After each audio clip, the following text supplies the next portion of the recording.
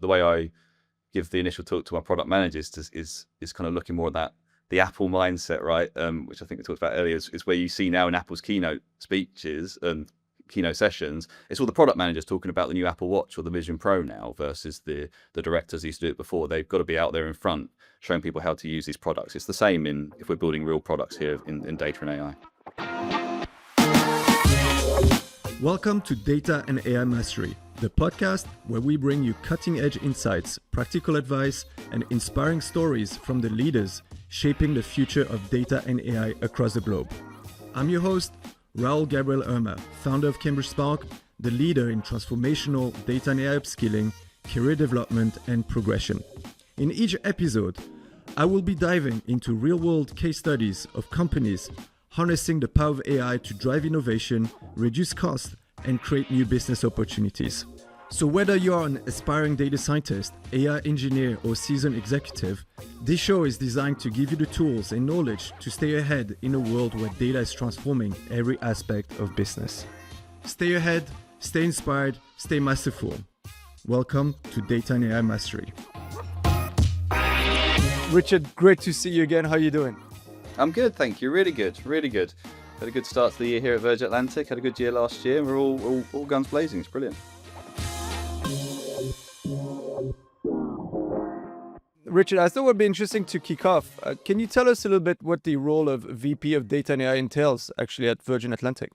Yeah, sure. So I'm responsible essentially for our enterprise data, really, in the way that we use it for analytics, for decision support. So how we consolidate data across our various systems, provide BI and reporting, data science and machine learning, advanced analytics, and how we kind of feed that data out to various systems and partners.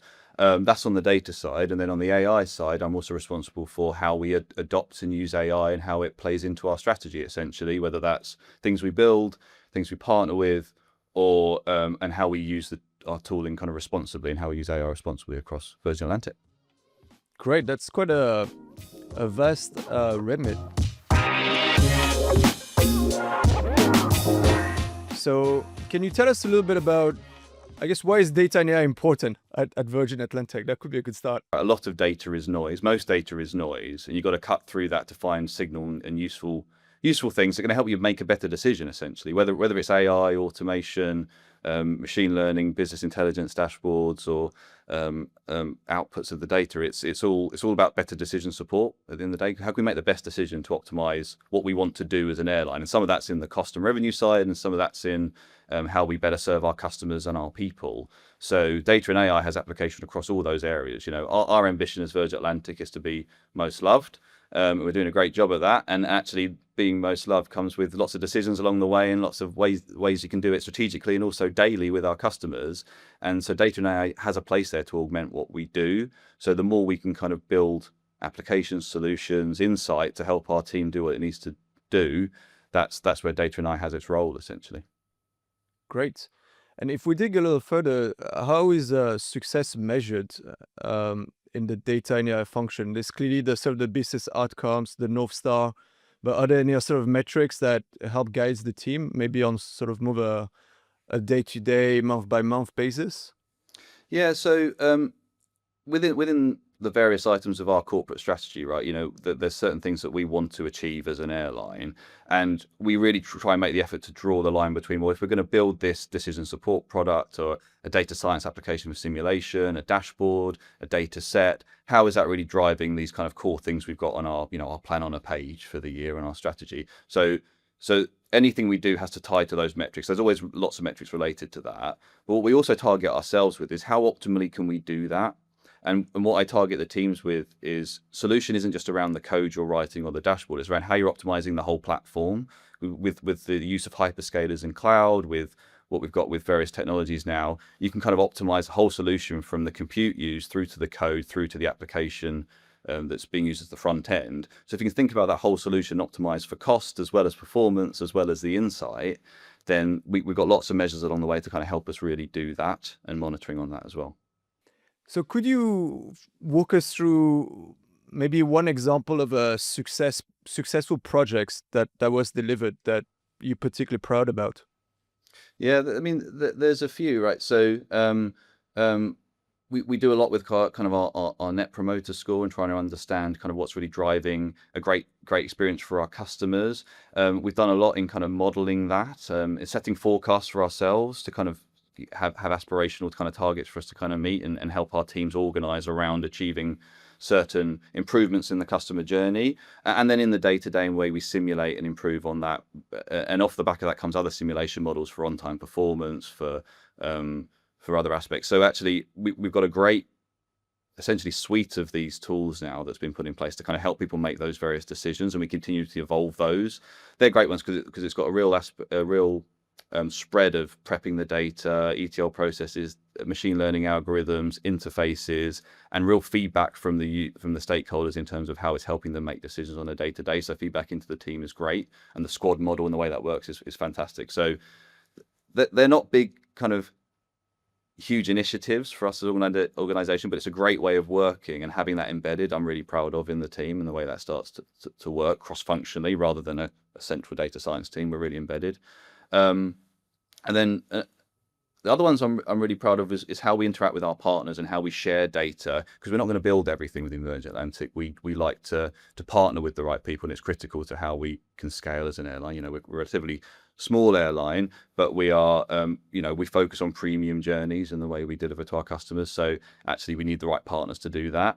One of them is our partnership with a company called Fetcher that helps us with our kind of pricing algorithms there as well, and uses machine learning there. And actually, the way we feed data to them, we continually iterate on that data with them and really optimize that in a non-conventional way, i.e. we're not building the algorithm ourselves, but partnering the best way is really a great example of how we can do more of that with our other partners as well. And that one continues to be really, really beneficial for us. Great. I'd love to unpack those two examples, actually, because some really juicy information here. So the first one was around the squad, and the second one is maybe kind of like the build versus buy partner sort of discussion. So if we start with the squad concept, can you elaborate a little bit? Because it sounds really unique, and clearly it's very successful. So would love to hear more about it. Yeah, so I always found that different data and insight products, or machine learning products, data science, whatever you want to call it, they really vary in terms of the speed of delivery that's needed. The definition of scope can be quite vague sometimes, and sometimes it can be really clear. So we have to adapt to that as a team. So the way we set up our team for prioritization is setting up so that we can adapt to new requests, new ideas coming in. How we have to kind of be quite agile as an organization is the way we have to be quite agile in the team. So having that squad model of making sure we've got multidisciplinary teams within the data team, but also more broadly across the enterprise with our other analysts. We run a hub and spoke model to kind of support our analysts out there with the right data, but also they will then contribute to builds of new products as well. You know, we use that SME knowledge within, say, our network planning team or within our customer insight team to kind of augment the central team.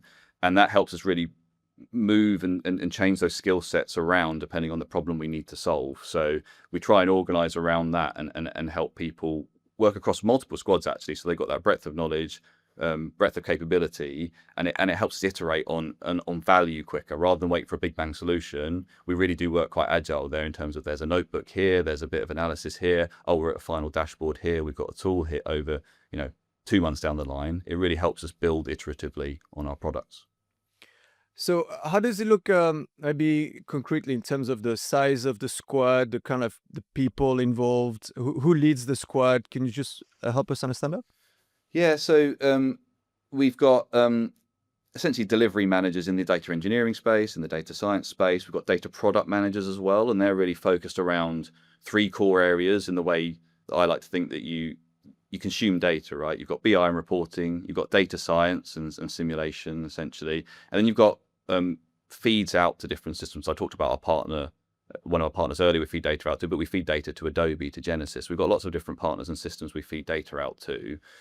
So actually, those 3 different ways of consuming data are built quite differently underneath as well. So actually, we've got real focus in technical expertise and product management around those areas, and they help then organize those squads where the delivery managers in engineering, in science, also in advanced analytics and BI and reporting can deploy the right people into those projects. And they tend to be, as a mix, around half a dozen people in the core design team, augmented by 1 or 2 from the SME area.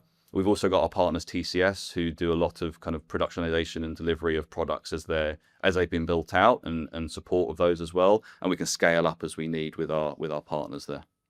Super. Thank you. That's really helpful. So, with this model, are there any challenges that you're looking at, or is the model like working always perfectly and people are delivering and? Yeah, there's always challenges, but they're just part and parcel of how you kind of manage your day to day. And some of those are, how is our skills mix for this sort of problem? Is it a really complex problem? How, if someone's already on another project, how do we kind of manage timelines on that? How do we prioritize versus the impact, right? Everyone always wants something immediately, of course, but the great thing is we can have that conversation here and help prioritize effectively. Some of the other challenges around kind of making sure we've got interesting work for people as well as best we can. Sometimes you've got to do very similar things or run through similar pipelines. We want reusability in our assets, but that's not always the case. We're still building all that out, right? So we want to keep people interested in the technology, but also the domain they're working on. You don't necessarily want to be stuck on a purely commercial problem for a couple of years when you might be interested in that NPS optimization problem over here. So we really try and rotate and keep people interested, but it also means that the knowledge isn't then stuck in a silo or in someone's head as well, because there's always that risk and that always happens, but we do our best to try and shift that knowledge around as well and make sure we've got that real mix of understanding of the business as well as technology, as well as the specific problems being addressed. Super clear. And how important is the product mindset, and how do you instill that into people? Yeah, so data as a product is, I think people have been saying it's relatively new for a while, but it's definitely been talked about for a few years now. It's really around what packages all around that data asset that you're constructing. If it's a table, if it's like I said, a Power BI dashboard, or a Streamlit simulation app that you've built, something like that, is what else comes around that. It's like, how do you ensure that it is trustworthy? How are you doing the monitoring and testing of the data integrity underneath it? How are the business logic that's in that tool still relevant, and how is that compared to other areas where you may have similar data? So all those checks that go alongside it, the trust in the tool. How do you promote that to stakeholders? How do people know it's there? You've done all this work to build it. You can't just tell a couple of people. You've got to start to kind of roadshow it, showcase it, create the assets alongside it, the one pages on how to use it, make it discoverable, and then also start to evolve the product as well and keep it relevant, as you would any product. The way I give the initial talk to my product managers is kind of looking more at that, the Apple mindset, right? Which I think we talked about earlier, is where you see now in Apple's keynote speeches and keynote sessions, it's all the product managers talking about the new Apple Watch or the Vision Pro now, versus the directors who used to do it before. They've got to be out there in front showing people how to use these products. It's the same if we're building real products here in data and AI. Super interesting. So basically, the value is in the adoption and utilization, and to achieve that, then you need the product mindset, stay close to the users, the consumers, your customers, and get them to leverage all the hard work that's been done before. So if I take you to the second initiative that you mentioned that you're really proud about, using the partner working on price optimization as kind of like a use case, I'd love to understand how you think about the dilemma of build versus buy. You build in a house or you partner. How do you think about short-term delivery of outcomes, but maybe longer-term planning? Like, as a leader, how do you approach this topic? Yeah, and I've always found it does depend on some of the industry you work in and that wider environment. I think something to be conscious of when you're leading data and AI teams is really having as best an understanding as you can and continuing to improve that understanding of the industry you're in, right? And airlines is a really interesting one because we have such dependency on the wider ecosystem, right? We don't necessarily own the full journey of someone. We have lots of connecting passengers on Virgin Atlantic. We do lots of great holidays for people and business travel for people, but they will be coming off kind of short haul hop onto our flights or connecting on somewhere else, etc. And that's the nature of the airline industry. So there's a lot of this dependency, and that manifests in the data. So in the way we kind of have to work with our systems and the data there as well. So actually, whether we might build something really great for us, it might not serve the needs of some of our joint venture partners. We've got our joint venture partnership with Delta and Air France KLM, and we've got code shares and interline agreements with other airlines. So we're going to want to do more and more with these partners, and it's critical to us to kind of really improve that experience. So that can help shape some of your decision around build versus buy, which is you might not think of when it comes to data and AI. You think of it as a cost problem or a capability problem, but there's an ecosystem consideration there as well. So that's where, when you partner with someone like Fetcher or some of our other partners as well, they've got some of that airline knowledge, the additional data, sure, and the algorithms, but they've got that network presence that can really help us as well. And we contribute to them, and we help them understand more about the industry as well. And that it really is truly a partnership in that way. But then in parallel, we do build stuff to help us, again, test, is it right? Is it doing what we think it needs to do? How do we kind of gate new features on that? How do we kind of build out our own platform to help us make lots of different decisions, whether we partner, whether we build, whether we buy? It shouldn't really be constrained by the technology. The approach is more constrained by what do we really want to do in terms of a process, and how can we move quickly as an airline? Makes a lot of sense. So it's basically, it depends. It's quite complicated. That's in short. Yeah, in short, it's complicated. So, but then I guess at what point do you decide that, the R&D investment or the development investment should be proprietary versus we can kind of like partner up, right? So the price optimization example you gave, the decision was to partner up. Why did you partner up rather than build in-house? Walk us through a little bit the thinking. Yeah, so some of that is really around kind of, some of that is the capability we've got inside, but also it was, like I said before, that experience that they've had around kind of connecting multiple partners and understanding more around the wider ecosystem. So that was a real accelerator for us, and it's just proved a great partnership overall. Other areas, where it's less obvious that there's that connection. When we look at that build versus buy, it is more around really some of it's cost at the end of the day, and the other side of it is, well, what's really unique to us?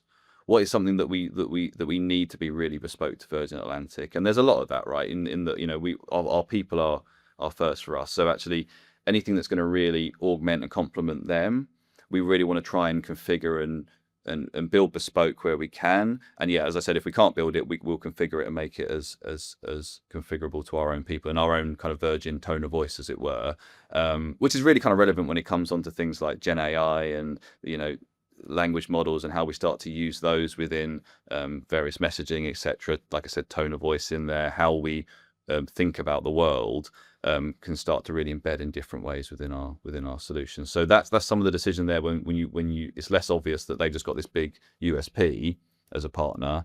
It's what can we add our own kind of Virgin touch in with as well. So you mentioned Gen AI, which we talked about a couple of weeks ago, which obviously is super exciting, and I know that you've got like a big investment around it. Maybe to kick off, what does Gen AI mean to Virgin Atlantic, actually? Yeah, so the way we think about it here is the way it manifests in that user experience, right? So there's different ways to look at it, right, in terms of who's going to use it. So there's our own people, then there are our customers, and then there is going to be kind of just how it manifests through the pipeline, right? Because actually, rather than necessarily just chatbots, the language models and these probability engines essentially have a lot of utility through the process of building scripts and coding and assuring your own work, etc. So there's lots of utility.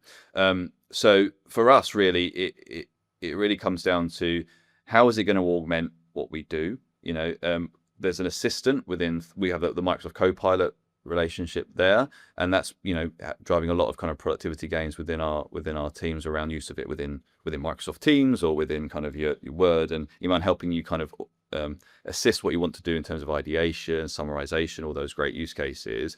But then we're thinking more around kind of the agentic use cases that come in as well, around combining multiple data sources or artifacts, and how we kind of create some of these agentic bots for our teams to kind of then level them up even further in terms of sometimes automating things, but also really helping them get to a decision much more quickly and running analysis. So the assistant versus agent kind of split we're really working on internally for us, and how Gen AI manifests there.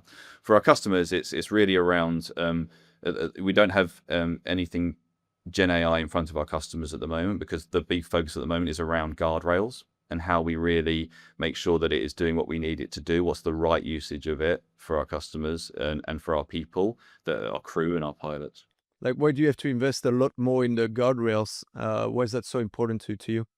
Yeah, because it's like with any machine learning algorithm before, right? There's the ethical AI side of things around bias within the tooling. Then there's responsible AI side of things now as well, in terms of what is it giving me the right decision? How do we deal with it if it's the wrong decision? How do we make sure that we've got that safety net if it provides the wrong suggestion, or even the wrong tone there as well, right? We really want to give the premium experience to our customers. So actually shaping it to make that right is really important to us, and that takes time to do. So we're really focusing on finessing that versus just releasing these. And then also how it combines with other machine learning, right? The compound AI concept, right? It also has a big part in that, in how we build those guardrails and how we start to judge and test any Gen AI agents or the experts we're going to build across the platform. So the short answer there is that actually a lot of the outputs can be quite complex and essentially probabilistic, right? So we need to have these guardrails in place before we go anywhere near our customers with it. Yeah, I really love your answer. So, clearly you really love your customer. You really want to protect the experience of your customer. So we really need to get it right and invest a lot to make sure that, the output is perfect or as close to like what great looks like as possible. And that require investment into the responsible AI, the ethical frameworks in place, and make sure that, you've covered all angles. So that seems to be why maybe on the customer side, you're not going to rush into it. No, and I, as we do kind of release and work on these with and for our customers, people will see that consideration come into how we kind of improve people's and work with people's experiences here. And again, that's one of those areas where partnering is going to be really important, as well as kind of capability as well, because this is a field where there's a lot of experts. Yeah. That, more and more as we see as the influencers, etc. But we're really kind of cognizant of that and making sure we work with the right people and use the right processes so that we've got that ultimate, again, premium experience is our goal in mind for this. Great. So if we take the conversation maybe towards the internal side, so customer kind of like outward facing, not internally, you've mentioned, I guess, two categories, right? You've mentioned one, maybe general workforce productivity using tools like Copilot, and then there is this other bucket, maybe more on agentic AI, agentic workflow, more embedded in the business. How do you think about ROI in those two buckets? I imagine, you're gonna have to spend money on maybe licenses and tools and transformation. How do you convince, the whole organization this is worthwhile doing? Yeah, and it comes down to engagement, right? It's around having the right program of showing people what these tools can do, understanding their own workflows and where they are now, giving them that inspiration to think differently about how those workflows may change in the future given these tools, and then coming back and keep testing that with them and kind of seeing where it is improving things and trying to make that tangible. There's a lot of kind of survey results around how much time do you think it has saved you, but we're trying to focus that more on, okay, well, what artifacts have you produced with this? What specifically do you produce now that is being addressed with a co-pilot or something agentic in there as well? And then actually what it really ties down to across all that is the continuation of the education part, right? With things like the AI apprenticeships that I know we work with you guys on, and our AI champions network around understanding the tooling or engaging the platform. That starts to kind of put that seed out there and helps people see more and more what's happening when their colleagues are starting to use it. But we are really keen to and we are really organizing this more effectively around certain workflows, certain groups, and then starting to move those into proper working groups so we can measure what's going on in that area, versus just letting it just go let loose and everything, because that's not responsible either, just to kind of let everyone just go nuts with all the functionality. So really trying to focus people towards certain functionality and then certain use cases that we can then start to really measure along the way. Super, super clear. So if I play this back, maybe kind of like the bucket of general workforce and Copilot, there's enough sort of research and studies that demonstrate productive improvement. But basically, the goal here is to document it, educate people around how to use those tools, so you can kind of create more and more success stories internally, and kind of increase adoption and productivity gains. Yeah. That's the Yeah. first category. Great. I was going to say, and as part of that kind of productivity gains, we do work with our people team, right, to kind of really look at what is that doing to people's workflows? How is that changing us as an organization? Now, it's very early days. We're not seeing that kind of come in yet. But as we kind of work more on this, we're really cognizant of that people impact to workflows and going, well, look, if I'm saving time here, how else am I utilizing that time effectively, right? It can really help us grow as an organization beyond our means, essentially, in terms of what people can then start to achieve and what they can do with that time back, or the different way of thinking about things. But that requires structure and the great work from our people team to kind of move that forward as well. Great. And I think it's really amazing to hear the willingness to experiment and invest in people. Clearly, at Cambridge Spark, with yourself, as you said, we've got a few apprenticeship programs running to upskill the workforce. So all that investment is, as an employer, it's great to see Virgin Atlantic investing in the people, right? Now, in the second category, more on the agentic space, it's obviously super new, and in 2025, agent is like the buzzword. So it sounds like the way to approach it right now is more, use case specific experimentation before going, full gun blaze approach. So how do you manage the need to experiment and try in the short term, but also maybe invest, in the platform for the long term and bring people on that journey? It's a bit of a dilemma. So how do you do that? Yeah, so our real focus, particularly the past year, has been getting that platform in the right shape so that we've got the options to build. We might kind of deploy a language model on Databricks is our partner here for our core platform for data and insight, but also orchestration of AI. And what that means is we can use some of the open source models available within Databricks or brought in, but we can also register more proprietary models and external models within the platform, and then start to monitor and evaluate how they're working. So whether it is a Copilot agent over here, enterprise GPTs, a more custom built model over here, it can all register centrally within our core platform, and we can monitor and evaluate, look, what's it costing us? What's the latency in it as well? And then where are the sort of prompts coming from? What's in those prompts as well? In certain areas where we do want to monitor kind of what's being asked of it, and that's kind of set up and understood by the working group. We're not monitoring everyone's chats, but it's like where we can kind of really focus that and kind of refine the use of the tool, is how we consolidate on that platform. It's also got so Genie is this new feature in Databricks as well that has the talk to your data concept, where we generate the SQL code after asking a natural language question. But then if you have that as an expert on our data, and then you can combine that with a more generalist bot over here, the platform in the right shape lets you start to do that, look to endpoints, and lets you kind of pull those together. So we've been really setting it up such that no matter who we choose to partner with, or what we work with, or what we build, it'll all work across that platform, with measurement in mind, essentially. So we've got the data in the right place.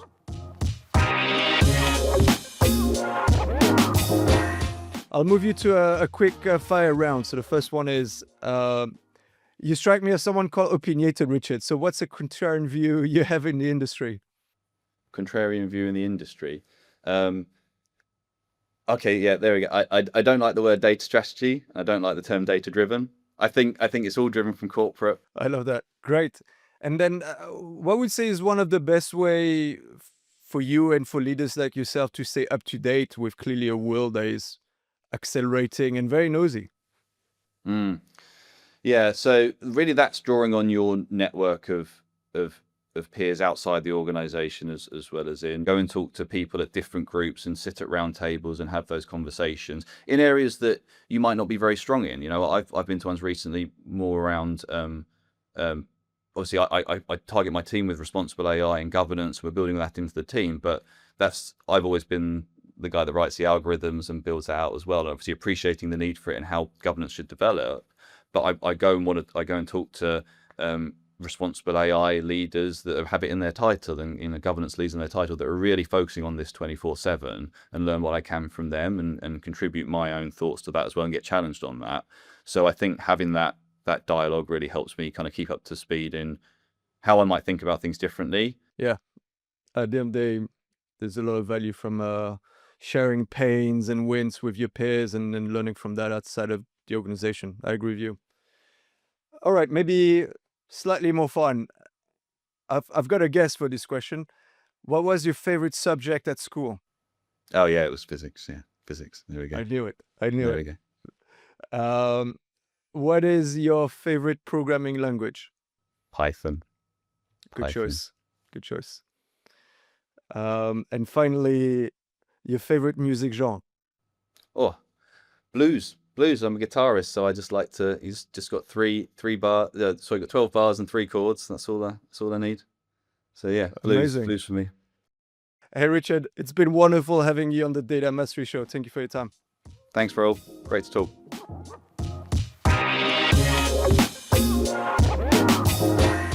Fantastic discussion with Richard today. He has so much energy and there were so many great takeaways. There are 2 takeaways that I picked up to summarize. One is the product mindset. Clearly, there's a lot of data assets created, but you need to drive adoption of those assets, utilization, because ultimately, this is where you derive ROI. You need to evaluate the impact those data assets have on decision making for the business. And that's driving the need for product mindset and product managers. This really resonates because at Cambridge Spark, we have a level 4 digital product manager apprenticeship for those exact reasons. We live in a world where actually product mindset becomes ever so more important. So that was a great takeaway. The second one is we had a discussion on the dilemma of build versus buy. When should you do another one? Turns out it's actually quite a complex question. And the answer is it depends. But there are a few factors that we talked about. One is the ecosystem dynamic. If you're in a really complex ecosystem, maybe with different airlines and partners, then you may be better off partnering up because it's actually a complex capability to build in-house. The second one was around, do you actually have the internal skills and team to do it? If not, you do have to partner. If you do, perhaps it makes sense to bring in-house. Of course, at the end of the day, it's a commercial decision. So thinking about cost implication is an important decision. We also talked about time to value. If this is a priority for your corporate strategy, it needs to be delivered rapidly, and building will take time. So that drives the decision to partner. We also talked about uniqueness. If it is a competitive advantage, you bring it in-house and protect it. And finally, customization was a big factor. In the case of Virgin Atlantic, clearly the customer is so important. You want to deliver a premium experience. The tone of voice matter. As a result of that, building in-house makes a lot of sense. So thank you everybody for tuning on this episode and see you next time. Thank you for tuning into this episode of Data and AI Mastery. If you found value in today's discussion, make sure to subscribe so you never miss an insight from the leaders driving the future of data and AI. And if you're a data and AI leader looking to upskill your workforce with the fundamental data and AI skills to transform your business, Cambridge Spark is here to guide you every step of the way. Be sure to reach out to us on LinkedIn or on our website, cambridgespark.com. Until then, be sure to keep pushing the boundaries of what's possible with data, and remember, mastery comes with continued learning and action. Until next time, stay ahead, stay inspired, and stay masterful.